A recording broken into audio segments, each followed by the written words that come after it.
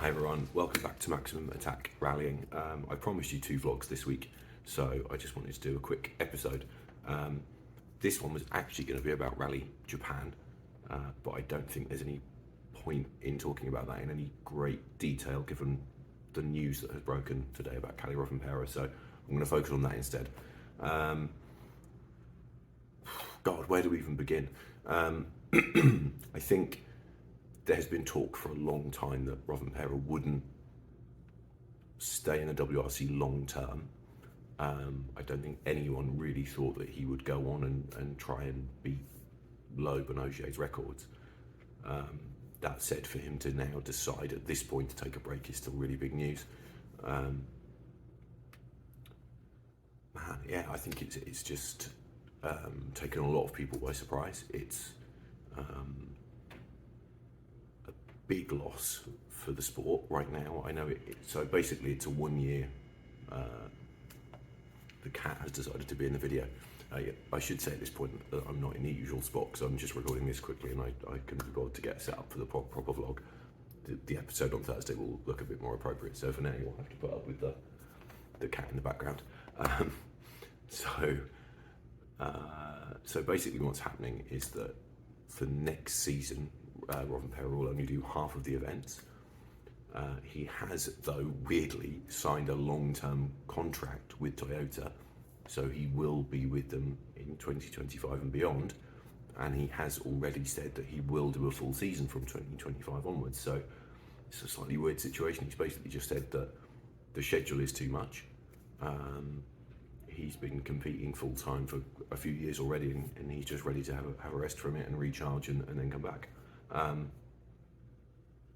That's quite a bold move, isn't it, for someone who's 23? I think it's a mature move in many ways because, you know, he's clearly decided that he feels that he needs this kind of time away from kind of the full-time title competition. Which is a really mature decision, isn't it, for someone his age? So I think in many ways that's to be commended. I think for the WRC it's a huge loss. I think to not have him in the title mix next year, as well as having Ogier competing part-time, so you've got two champions, 2 drivers that are well capable of winning the championship still, competing on a part-time basis. I think that leaves us in a slightly weird place in terms of what value is then lost from the championship next year. You know, whoever wins it, which we'll come on to in a few minutes. I think, unfortunately, for whoever wins it, I think people will ask questions about the value of that championship in terms of people saying, well, you only won it because Kalle wasn't there, as well as you only won it because Ogier wasn't there. So I think that's a bit weird. I think it also raises some questions in terms of, you know, what does this say about the WRC when the top driver right now has said, no, this is too much for me, I don't want to do it. I saw in some interviews on Dirtfish earlier with Neuville, Tanak and Esapekalapi, all of whom said, you know, this raises questions about the championship and the format and whether it's offering enough value, whether it's, you know, whether things are in a good place, and I think you could argue that they're not. It's not quite that simple, is it? You know, I think this feels like it's kind of a personal decision in a way, but at the same time, you know, you do have to think, well, given the fact that Kalle is likely to be doing some other things, you know, this isn't him not driving at all. This is him choosing to not do the WRC full time so he can do other things. You know, that will probably be some other rallies, I suspect, in historic cars or other types of car, or it will be him doing drift events, either in Japan, in D1GP or Formula Drift Japan, or in the Drift Master European Championship.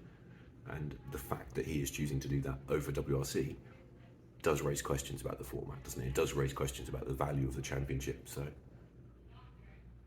it's massive news. And I think there is one question that it leads us to, isn't it? With Rovanperä out next year, where does that leave the other competitors, and who are we going to bet on as being the champion in 2024? So I think we should address that question. And it's not an easy question to address. I think there's three main contenders, isn't there? And I don't think you're going to be surprised by any of the names that I'm going to throw out there. The first beneficiary, if you like, is obviously Elfyn Evans, who will now lead the Toyota team. For him, I think it's a very mixed situation, isn't it? Elfyn had he had a pretty bad season last year, his first year with the current generation of cars. This season, he has been really, really good again. He now seems to be getting to a point where he's very comfortable with that car and he can get it to do what he wants it to do. He still thinks there's work to be done, I'm sure, but he's back to where he effectively was in 2020 and 2021.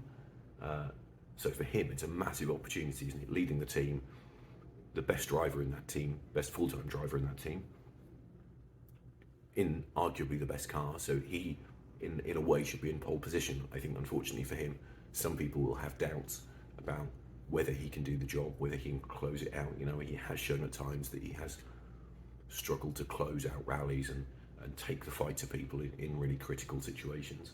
So I think there is still some questions there, but for him it is a massive opportunity. I think what also plays into his hands is the situation with the other two contenders, which are Roy Tanak and Thierry Neuville. They are in the same team, so that adds complication, doesn't it? Because you'll have to excuse me, sorry, my voice is going a little bit today. When they were in the same team before, there was a little bit of friction.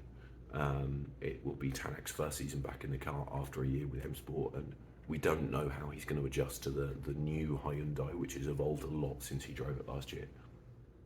Obviously, Thierry Neuville is the team leader in that outfit, and while they will, I suspect, both be told that they're in the running, how that dynamic pans out across the season could be very interesting.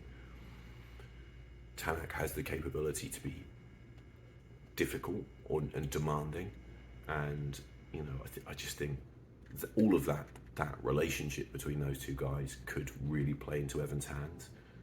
I suspect we will see a very strong Roy Tanak next year. I think we knew he was fast, but I think this difficult season and the seasons before that, I think he's developed real resilience, and I think he will be single-minded in his desire to win another championship. So I think, for me, he is probably the strongest contender. Neuville obviously has been there or thereabouts for years and knows the Hyundai very well, but unfortunately for him, he is starting to be seen as the WRC's nearly man, isn't he? He's finished second numerous times, and I think people could say that, like Evans, he is almost on the level to win the championship, but also has struggled to close out events and struggled to close out championships. So I think it's fascinating from that perspective. And while I am disappointed that disappointed that Rovanperä has decided to step back, I think in competitive terms it just blows everything wide open, doesn't it? And I think next season will be absolutely fascinating. So I just wanted to talk about that quickly, because I think it was probably more important than talking about Japan, because I think after this news came out today, no one actually cares about what happened in Japan. It was the last rally, there was nothing to be decided, so who cares? One final thing just quickly, obviously, with Rovanperä stepping back, that left questions about who will be driving for Toyota next year. Toyota quickly came out afterwards announcing their driver lineup, which was expected for today. So they confirmed that Evans will be full-time still. Taka Katsuta, who had a really good rally in Japan, by the way, and that was probably his best showing in the top tier since he started. So that was worthy of mention from Japan. He will be driving full-time, and Ogier and Rovanperä will share the third car. We don't know which events each of them will be doing. Ogier will be doing Monte Carlo by all accounts. Home rally for him, so that makes sense, doesn't it? But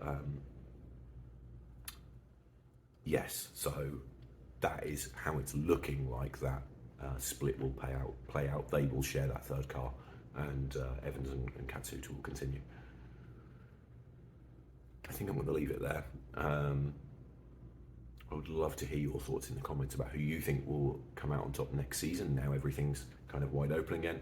I mean, it was wide open anyway, wasn't it? It wasn't a given that Rovanperä would win the championship next year, but I think his decision has perhaps made it a bit easier. I think everyone will be sorry to see him step back, but secretly, I think inside, Tanak, Neuville, and Evans they must have a twinge of relief, surely. I know they want to face off against the best drivers in the world, but to know that one of your biggest rivals, probably your biggest rival, is taking a step back, it must be like, well, okay, that helps me. So there's got to be a little bit of relief there, hasn't there? But anyway, let's stop there.